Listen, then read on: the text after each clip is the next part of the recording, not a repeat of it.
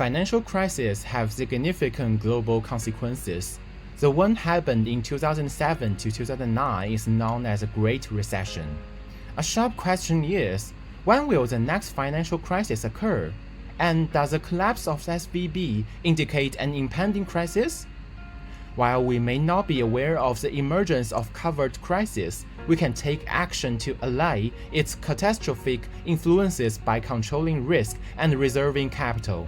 Hi everyone, I'm Mao Yifan. Today I'm going to talk about risk measurement and capital allocation, offering insurance companies with plausible suggestions and notable concerns. This presentation is divided into 5 parts. Firstly, an introduction emphasizes the importance of the topic and highlights the problems detected. Then, I provide an overview of the basic knowledge covered in my report, encompassing risk measurement and capital allocation. The case study section presents a constructed and improved model and data, revealing numerous interesting conclusions. Now let's begin our journey. Firstly, let's see some background. Regulations and laws, such as Solvency II, are continuously updated to mitigate risk in the insurance industry. One crucial aspect among these regulations is the minimum capital requirements, underscoring the significance of this topic. Coincidentally, literati share the same consensus.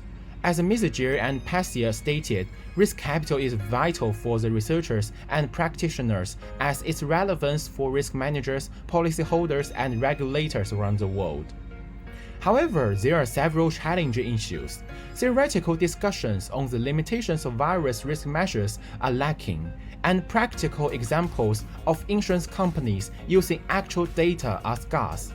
Therefore, it is essential to develop a viable model with real data to investigate their feasibility.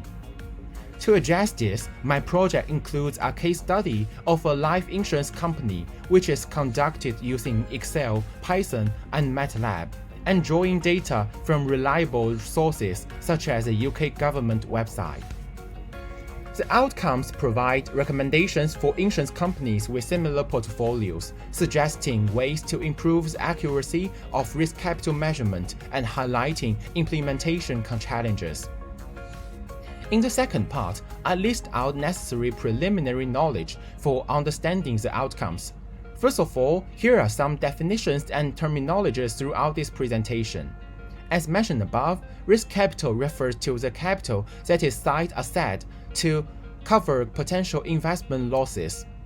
Afterwards, we assume that for each business line, its potential loss is represented as a positive L, with its probability distribution function and cumulative distribution function denoted as small FL and big FL. Additionally, I explore 4 risk measure and 5 capital allocation approaches, which have been extensively evaluated by other researchers. Due to time constraints, this part is not covered in the video, but I'm available for further discussion. Now let's delve into the core of my project, the case study. In the following time, I will briefly describe the model and data, followed by a comparative analysis. The model represents an authentic life insurance company offering 3 popular products: Single Life Annuity (SL), Survival Annuity (SV), and Death Benefit Annuity (DB).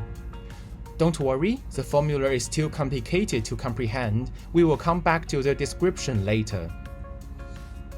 The original model makes several assumptions, such as the number of policyholders, their age scope, and the discount rate. I inherit all of them to retain consistency. Moreover, I do some enhancement to improve its performance. All the complementary statistics are from UK government websites, which are convinced and persuasive, such as the age composition and sex ratio in the UK population. To account for future trends, I consider the predicted survival probabilities published in 2022. To manifest inclusiveness, I consider LGBTQ group as well, which surely makes an influence on the result. Using these data and the corresponding formulas, I derive loss functions for each product. SL, the blue line, dominates the portfolio in the middle age range, while SV, the orange line, and DB, the yellow line, exhibit a two-time pattern. With the loss function in hand, I employ different risk measures to determine the total capital required for the whole company. For each measure, various conclusions are listed here, revealing their merits and drawbacks. I focus on the expected policyholder deficit (EPD) measure here. First of all, I find that EPD has a relationship between other two, which can be easily proved through the formula. Secondly, one interesting indication is that the estimated loss using this measurement are tremendously small, and it decreases, as the bright blue curve shows. Why is that the case?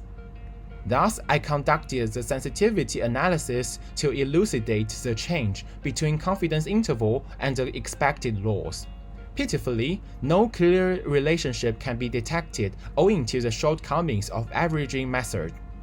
Consequently, I conclude that the EPD method is more suitable for assessing the entire portfolio rather than specific business lines. For further insights, please don't hesitate to contact me. Based on my analysis in the risk measure, the total risk capital is settled down to be 61,140, which is used to be allocated among business lines. This figure provides an overview of the 5 allocation methods, each with distinct characteristics discussed extensively in my project. Here I present one method as an instance. The covariance-based method allocates capital proportionally based on covariance. Surprisingly, it assigns more capital to SV instead of SL, contrary to expectations. To explain the reason, I firstly calculate the covariances. It's astonishing since for one pair, the covariance is approximately 1, with other 2 pairs equal to 0. If we retrospect to the definition, we can find that this aligns with the product characteristics, as SL relates to insured individuals over 65, while SV and DB pay annuity to those who pass away before 65, resulting in opposing performances and a zero covariance. This leads to the conclusion that the covariance-based method is inappropriate for products influenced by different factors. However, another puzzle emerges. Why does SL, despite being uncorrelated with other products, account for approximately half of the total capital? Thus, I transform the formula, from which I find although SL exhibits limited correlation, its high variance compensates for its covariance limitations. This implies that the tendency of covariance-based allocation is challenging to predict.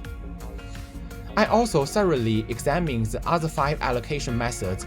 Amid, I designed some self-constructed cases to better reflect their differences, as shown on this page. In the end, I display all the conclusions in my findings, which are considered as valuable suggestions to the life insurance companies with similar products. These suggestions serve as an alert for companies to be cautious when determining risk capital. This presentation only provides a glimpse of the analysis. If you are interested in my project, please feel free to contact me via phone or email. Thank you for attention.